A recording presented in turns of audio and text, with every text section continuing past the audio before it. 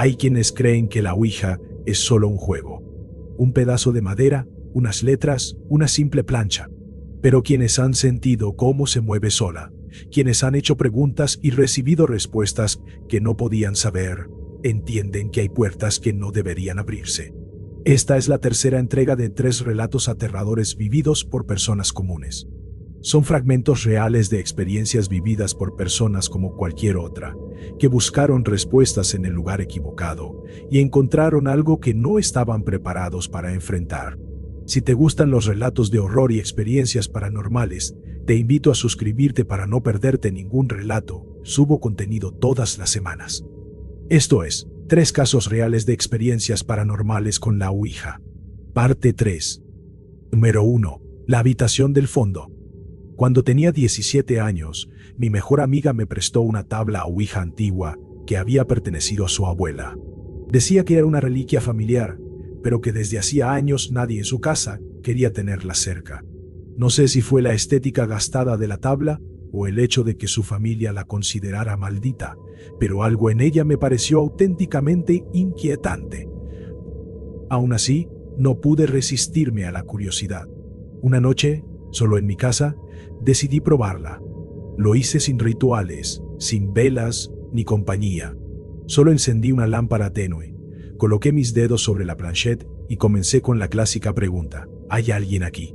Al principio, nada. El silencio de la casa se hacía más denso a cada segundo, como si algo invisible estuviera esperando a ser invitado. Insistí varias veces, sintiéndome algo ridículo, hasta que sin previo aviso, la planchette se movió. Primero hacia la EES, luego la I, y después volvió a moverse hasta deletrear lentamente. Sí, sentí una punzada en el estómago. No podía asegurar que no lo hubiera movido inconscientemente, pero algo en la fuerza del movimiento me pareció extraño, ajeno. Pregunté su nombre. Las letras comenzaron a deslizarse con más decisión. Esa noche, la sesión duró poco. No me atreví a seguir, cerré la tabla como había visto en videos y la guardé en el closet. Pero desde ese momento, algo cambió en mi casa. En los días siguientes, comencé a notar cosas que antes no estaban. Golpes en la pared de mi cuarto cuando intentaba dormir. Ruidos de pasos en el pasillo, aunque vivía solo. La lámpara de mi escritorio se encendía sola, a veces incluso cuando no había electricidad en el resto de la casa. Pensé que podría estar sugestionado, así que decidí dejar de usar la Ouija. Pero no fue suficiente. Una madrugada, me despertó una sensación intensa de que alguien me observaba. Al abrir los ojos vi que la puerta de mi habitación estaba entreabierta, aunque siempre la cerraba al dormir. En el pasillo, la oscuridad era tan espesa que parecía un pozo. Me levanté para cerrarla, pero antes de tocar la manilla, escuché una respiración pesada justo del otro lado. Me paralicé. No había viento, ni calefacción, ni razón para ese sonido. Retrocedí lentamente y me encerré con seguro. Al día siguiente encontré la tabla fuera del closet en medio de mi habitación. Me aseguré de haberla guardado. Nadie había entrado. Comencé a buscar información sobre el nombre Liam, sobre entidades que pudieran usar ese nombre. Encontré foros donde hablaban de un espíritu burlón que usaba nombres comunes para acercarse a los vivos, un ente que comenzaba con juegos inocentes y luego se volvía agresivo. Me convencí de que algo se había aferrado a mí. La situación empeoró. Empezaron las pesadillas recurrentes con un niño de rostro cubierto en sombras, parado al final de mi cama, susurrando palabras en un idioma que no conocía. Las luces parpadeaban cada vez que me acercaba a la tabla, incluso cuando intentaba deshacerme de ella. Una vez la tiré al basurero, solo para encontrarla de nuevo en mi habitación al regresar del colegio, mojada y con marcas de rasguños. Decidí buscar ayuda. Una mujer mayor, conocida por su conocimiento en espiritismo, aceptó visitar mi casa. Caminó por las habitaciones en silencio, hasta que llegó a la del fondo, una pieza que usaba como bodega. Se quedó allí varios minutos, inmóvil, con los ojos cerrados. Luego me dijo que había algo presente, algo que no quería irse. Que la Ouija no era el problema, sino la puerta que había abierto con ella. Realizó una limpieza, quemó incienso, colocó amuletos, pero me advirtió que lo que había invocado no se iría fácilmente. Me mudé meses después. Dejé la tabla atrás, escondida en una caja sellada bajo tierra. Pero las pesadillas continuaron por años. Todavía a veces siento esa misma respiración detrás de mí, especialmente cuando estoy solo y el silencio se vuelve demasiado profundo. Nunca volví a tocar una ouija. No porque no creyera, sino porque ahora sabía demasiado bien que hay cosas que están esperando que las llames, y que cuando lo haces, no siempre quieren irse. Número 2. La promesa que no debía romper. Mi hermano Julián y yo éramos inseparables. Éramos los típicos adolescentes aburridos que buscaban emociones fuertes en cualquier cosa fuera de lo normal. La ouija apareció en nuestras vidas de la forma más trivial. La compramos por internet, en un sitio de artículos esotéricos. Parecía una broma al principio, una forma más de pasar el rato. Pero hubo una regla que ambos acordamos no romper: nunca jugar solos. Siempre debíamos estar los dos. Era nuestra forma de mantener cierta seguridad.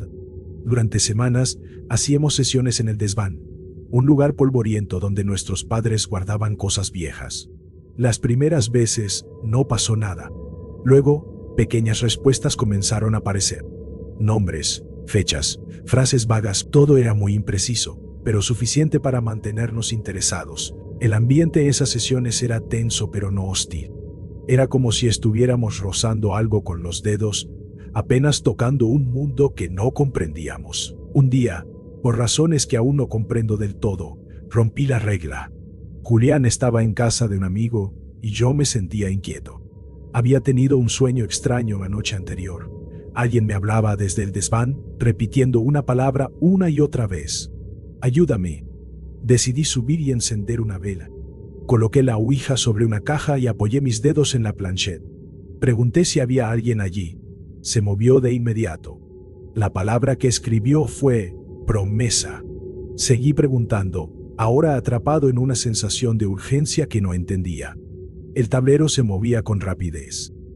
Ruptura, traición, puerta abierta. Cada palabra me helaba más que la anterior.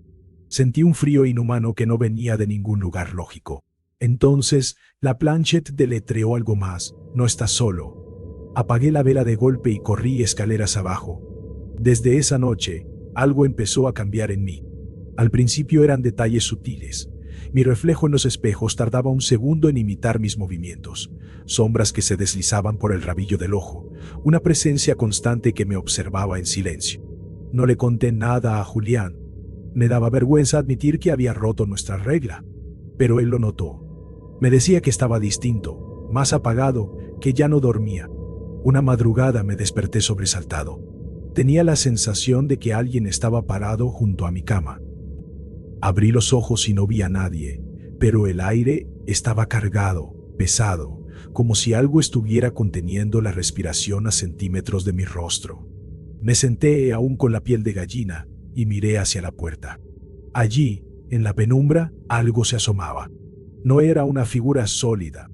Era como un corte en la oscuridad, una silueta apenas perceptible, inmóvil, sin ojos, pero claramente consciente de que yo la veía.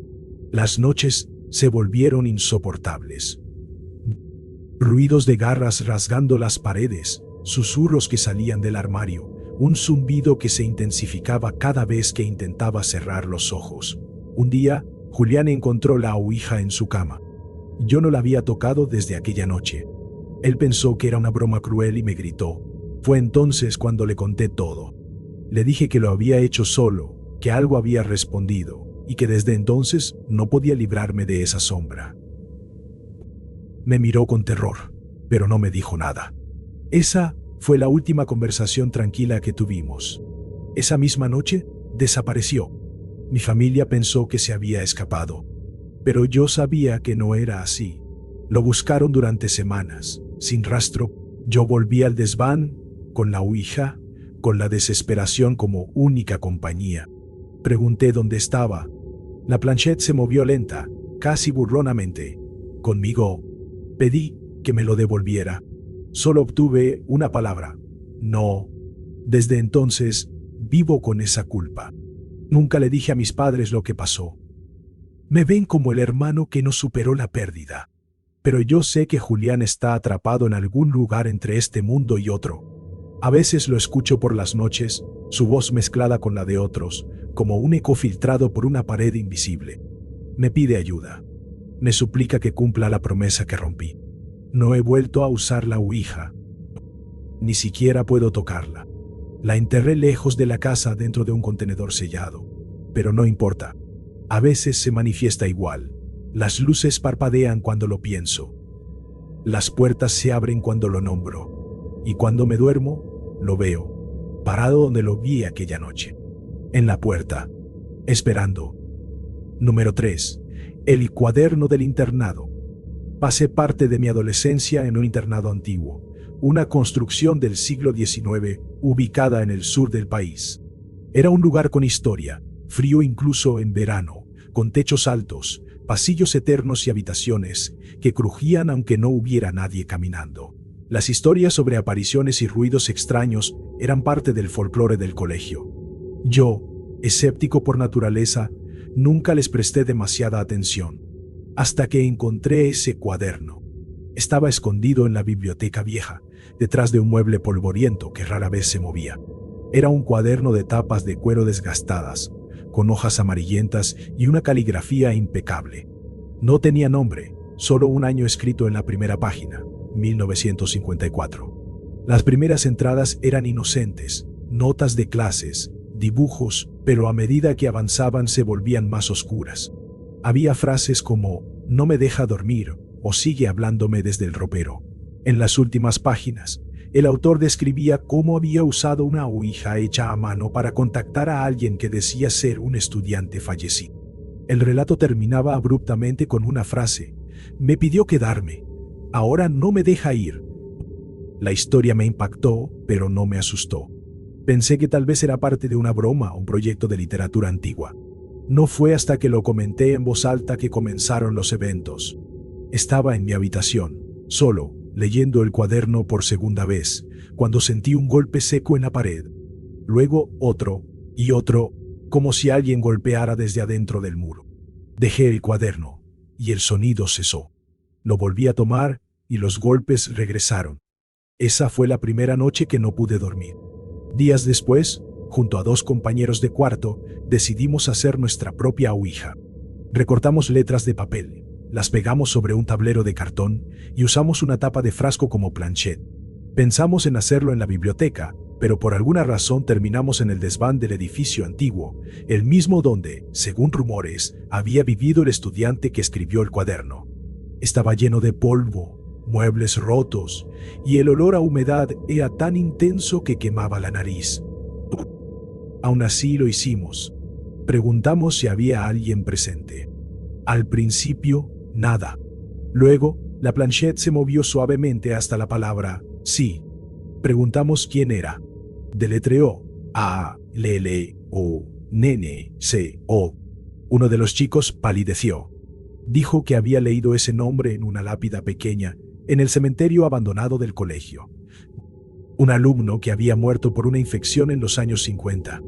Yo no quería admitirlo, pero el nombre también aparecía varias veces en el cuaderno. En lugar de detenernos, seguimos. Preguntamos qué quería. La respuesta fue inmediata: libertad. A partir de ahí, todo se volvió más turbio. La planchette se movía con fuerza, casi imposible de controlar. Comenzó a repetir palabras sin sentido: encerrado, tiempo, otro, dentro. Uno de mis amigos se asustó y soltó la tapa. Yo hice lo mismo. El tercero se quedó unos segundos más. Cuando por fin dejó de tocarla, comenzó a llorar sin razón aparente. No recordaba lo que había pasado en los últimos 5 minutos. Intentamos cerrar el juego como habíamos leído que debía hacerse, diciendo adiós y retirando nuestras manos con respeto. Pero la tapa se movió sola, señalando «no». Entonces una silla del desván se volcó sin que nadie la tocara. Salimos corriendo y dejamos todo allí. Esa noche tuve el primero de varios sueños repetitivos. Caminaba por el desván, solo, mientras una figura sentada en un rincón me observaba en silencio. Siempre estaba envuelta en sombra, pero podía sentir su mirada fija. Cada vez que trataba de salir, despertaba sudando, sin poder moverme. La parálisis del sueño se volvió algo cotidiano. Comencé a ver figuras en los reflejos, y el cuaderno volvía a aparecer en mi cama, aunque lo había escondido. Uno de mis compañeros se fue del colegio abruptamente. Nunca dijo por qué. El otro cayó en una especie de depresión profunda. Apenas hablaba. Yo traté de seguir con mi vida, pero el ambiente del internado se había vuelto irrespirable. No era solo lo que veíamos, sino lo que sentíamos. El aire pesado, las voces suaves en los pasillos cuando no había nadie, las puertas que se cerraban solas. Finalmente, durante un feriado largo, bajé al desván con la intención de quemar el tablero y el cuaderno. Los encontré tal como los habíamos dejado, pero con una diferencia. En la parte posterior del tablero, alguien había escrito con carbón la frase: "No se quema lo que no es tuyo". Lo intenté de todas formas. El fuego prendió, pero el cuaderno no ardía. Las hojas se ennegrecían, pero no se consumían. El cartón de la ouija se deshacía, pero las letras seguían intactas. Ese fue mi último año en el internado. Me fui sin mirar atrás. Nadie me creyó cuando dije que algo nos había estado observando. Pero a veces, cuando abro cajas viejas, juro que huelo esa mezcla de polvo y humedad. Y en sueños, aún regreso al desván. Él sigue allí, esperándome, como si lo hubiera dejado a medias. Como si todavía creyera que algún día cumpliré su deseo de ser liberado. Gracias por llegar hasta el final. Si te gustó, déjame tu like, suscríbete para más contenido y comenta si has vivido experiencias similares. Buenas noches.